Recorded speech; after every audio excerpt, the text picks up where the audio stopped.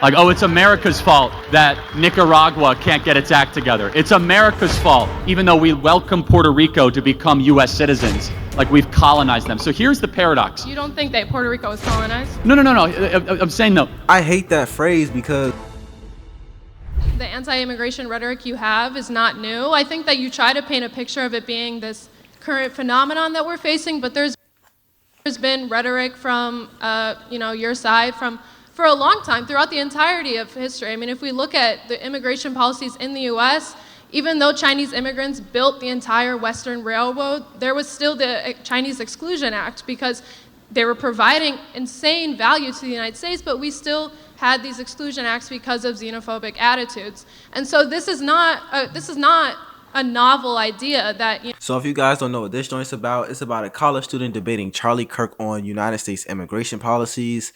She disagrees with the policies that Trump is enacting, and Charlie Kirk agrees. Hope this is a good video. Let's get into it. Immigrants are bad for the country. So I'm interested in why you think that all of a sudden we need to change the way the United States works. Well, first of all, immigration has gone in great influxes. We basically turned off all immigration in the 1940s and 50s. We had like net zero immigration for almost 15 years. Most people don't even know that. So we had Ellis Island in the early 1900s, and then we turned on the guzzle of immigration.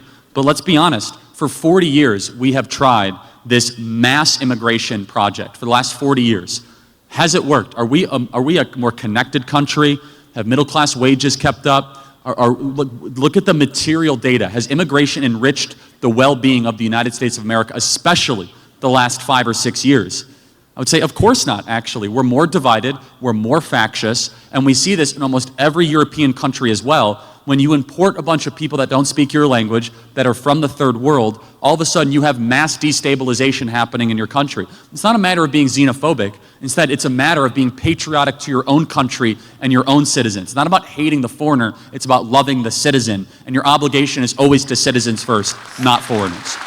Okay, so he's talking about immigration hurting the United States, and I don't think immigration just automatically hurts the United States. I think the biggest problem that he's not really saying here is that there's been times where it felt like the government was putting immigrants before United States citizens. And what I mean by that is that you should never have a government who's giving full unadulterated funding to immigrant housing when we have a housing crisis in the United States. That is showing favoritism, and that's something that happened. While there was a housing crisis, they were giving housing to immigrants and giving them cards to spend money on, debit and credit cards, so on and so forth. Also, you shouldn't have United States companies, some of our biggest companies in the United States, Fortune 500 companies, trillion-dollar companies, who are coming out saying, oh, we're giving preferential treatment to non-U.S. citizens. We're hiring them over you every single time. That's preferential treatment without a doubt. So I'm not going to sit here and say immigrants are hurting the United States because I don't think that's fully true. I don't think just someone migrating to the United States hurts us in general. I just think when you have the people who are in power, like the CEOs and the government, who are going out their way to give preferential treatment to immigrants, legal or illegal, and you have citizens here who's been asking for the same things you're giving immigrants, it will cause divide, and it has caused divide. And tell me I'm wrong. This is right. This is 100% right. It's just unfair, and people, and United States citizens, they won't say it, but I'll say what they're feeling. They think it's unfair. So I don't think it's the immigrants themselves. I just think it's like it feels like there's a little bit of unfair treatment there. But let's continue. So you don't think that the MAGA movement has led to xenophobic attitudes at all? I don't even know how to answer that. I mean, like... Why not? Well, because you have to first define what you mean by xenophobic attitudes. I mean, just like you said, I mean, we're living in a divided world. You don't think that comes from people being anti-immigration? No, I think it's the opposite. I think when you allow a bunch of people that aren't native-born Americans too quickly, with no checks, no background, no idea who they are, and flood them into your towns, definitionally, diversity is not a strength when it comes to local community ties. If you don't use it. if you don't use it. I don't know if that you're committed to finding its strength. Hold on. No, explain this to me. This is a good question. Yeah. What country has ever grown stronger the more divided it's been? None, but I'm not saying Yeah, that that's we the point. have to get more divided. No. But via but immigration. diversity definitionally will divide you. Unity unifies you. You notice they never say unity is our strength. They say diversity is our strength. In fact, just so we are clear, there is nothing racist or xenophobic to say that you want your kids to be around people that speak English. There's nothing racist to say that. It actually means that you want to be able to communicate with your neighbor.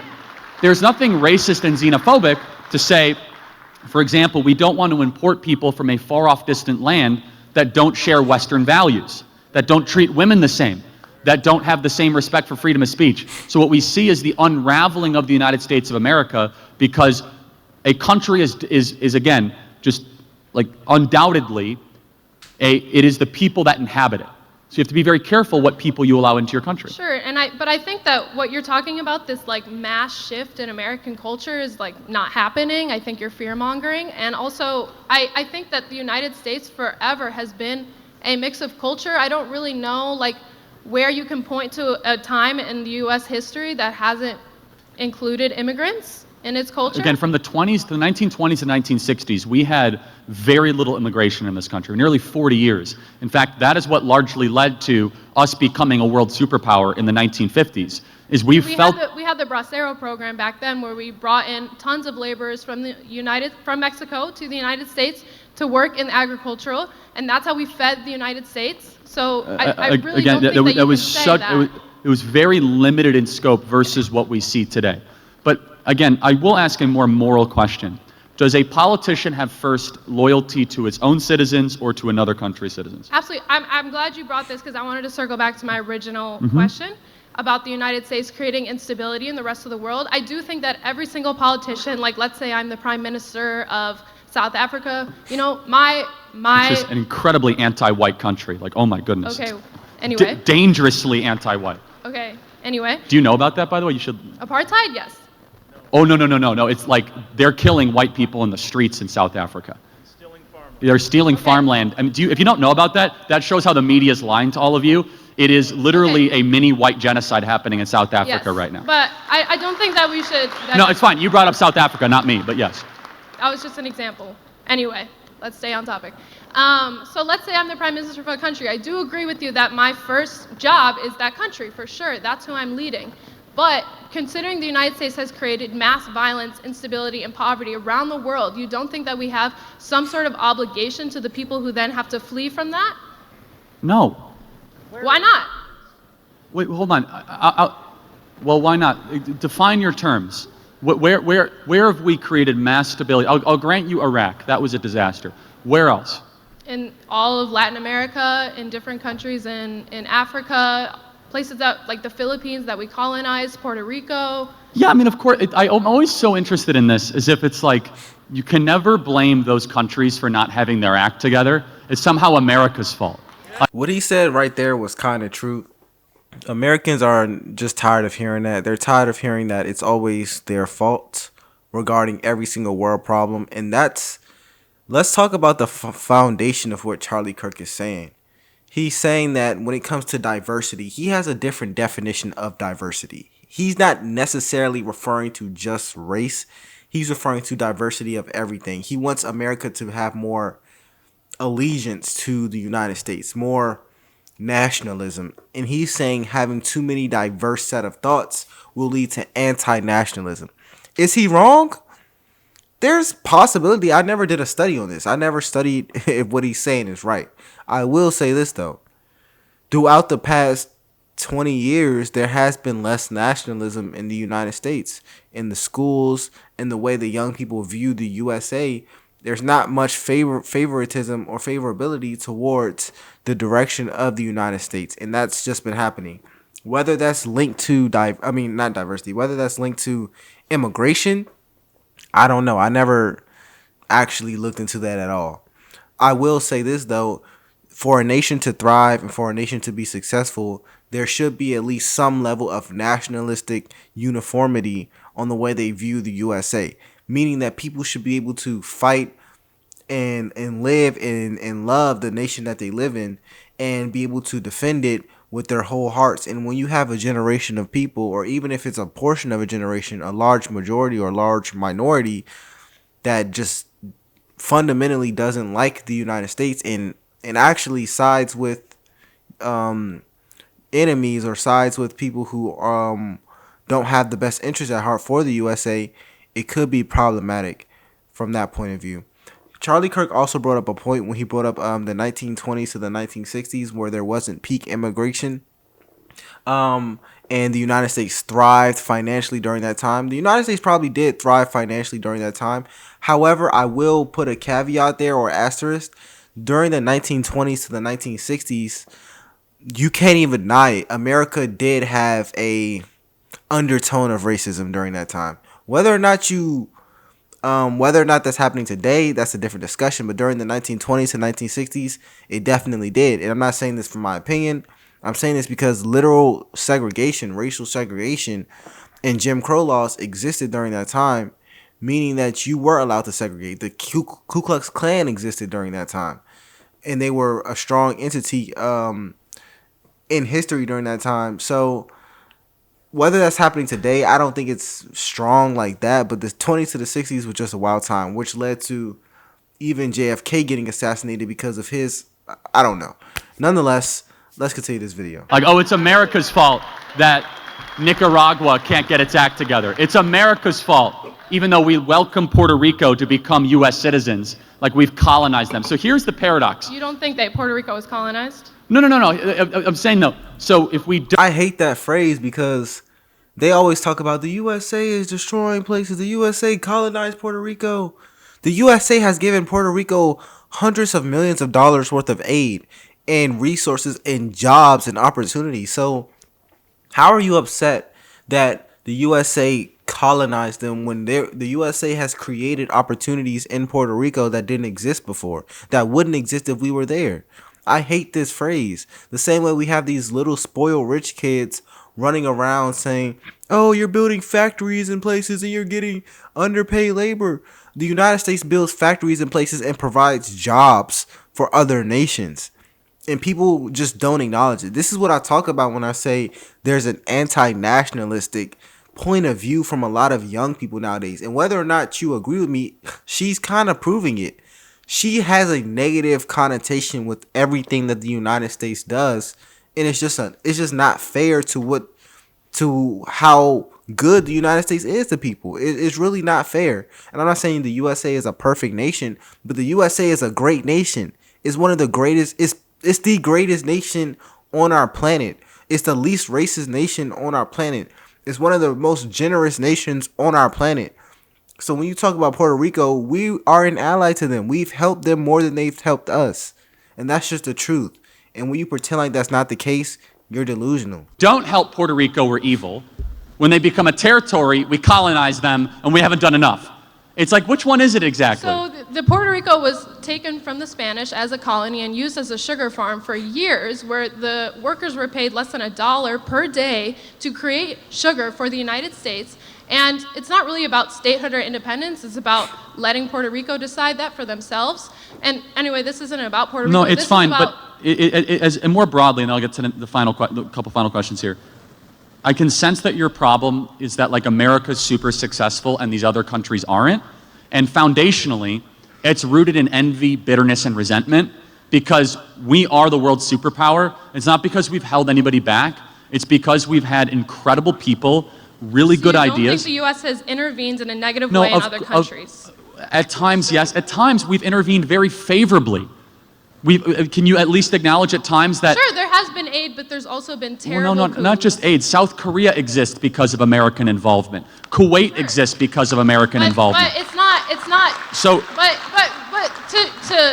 to look at American accountability, you have to look at the whole of that accountability. And to say that certain countries are less developed purely on their own fault is to ignore history. So that's where we disagree.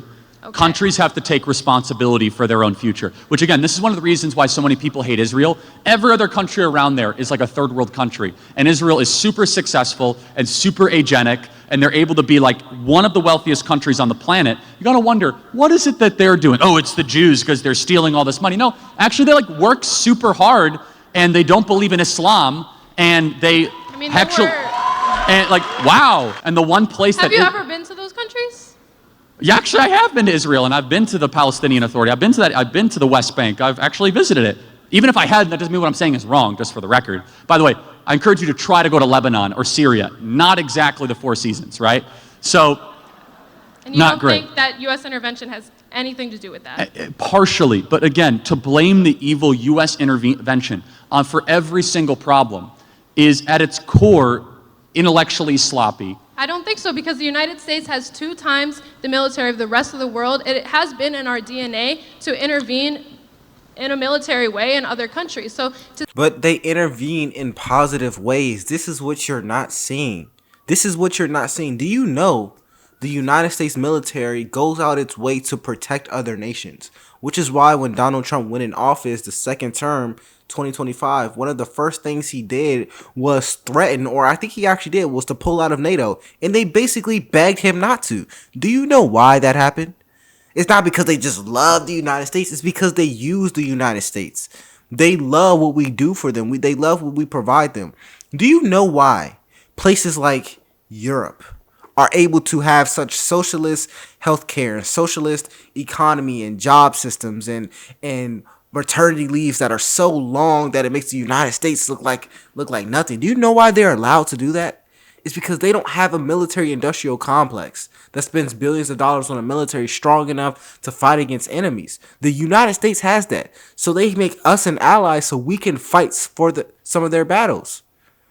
And here you are, an American citizen, a college student, who fundamentally is looking for problems in the way the United States operates. Even looking at our military as if our military is the most evil thing ever. Our military saves lives. They protect other nations. Literally, they protect other nations. Our military is so overpowered. United States is so good to people. Even when we have wars, even when we have disputes, there are certain rules that our politicians implement so our military doesn't completely destroy another nation, even if they started the war. What other place does that? No one. We do that for fairness. We do that for generosity. We do that because we're strong and we don't want to completely destroy other nations. This is sad, man. To say, I mean, I know you believe in... So I want to try to square this all together. I got to get another question, just to make sure I'm clear. So you're mad at America for getting involved in other people's countries, right? So America's bad for that.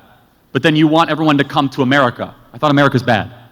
I'm saying that the United States needs to be held accountable. You can't meddle in So we're other held countries. accountable by inviting the entire world here? If you are going to mess up that country, you have to do something about it. Oh, do something. Invite them here. Maybe if you're the reason that they have to leave. No? All right, then that at its core, I'm glad you articulated it, is neoconservatism, which is invade the world, invite the world. Which is that you don't support the invasion part of it, but somehow we have to invite the world as some sort of like mass penance. But that's like you invade and then say, oh, well, no, I don't support the invasions. I think you are overly ascribing fault to the United States of America, when in reality it's these own broken countries that cannot get their own act together. A great example is this, and I'll close with this. El Salvador is actually safer than America. It has billions of dollars flowing into El Salvador. Why? Because they elected Bukele, who decided to go after MS-13 and clean up the streets of El Salvador. Which, again, it was because they decided to do good things with massive action. Countries can be wealthy. Singapore is wealthy. You could be a very wealthy country if you embrace Western market ideas, private property with low crime, and it's not always... I mean, in the case of El Salvador, the United States was the reason that the country broke down into gang warfare, and now if you look at the way they were able to turn around, they had to declare a state of emergency just to be able to... Okay, this student is a little delusional. I'm not gonna lie, they're completely delusional. They're begging the United States to give worldwide reparations to other nations. It's completely crazy. It's a crazy take. Crazy. It's insane. It's insane. She basically is just blaming the United States for every other issue in other nations, as if we are just the most evil people on earth. And then, ironically, she's blaming us for being this terrible nation in other places, but then begging for us to have open immigration. It's the weirdest conundrum I've ever seen. It's a contradiction.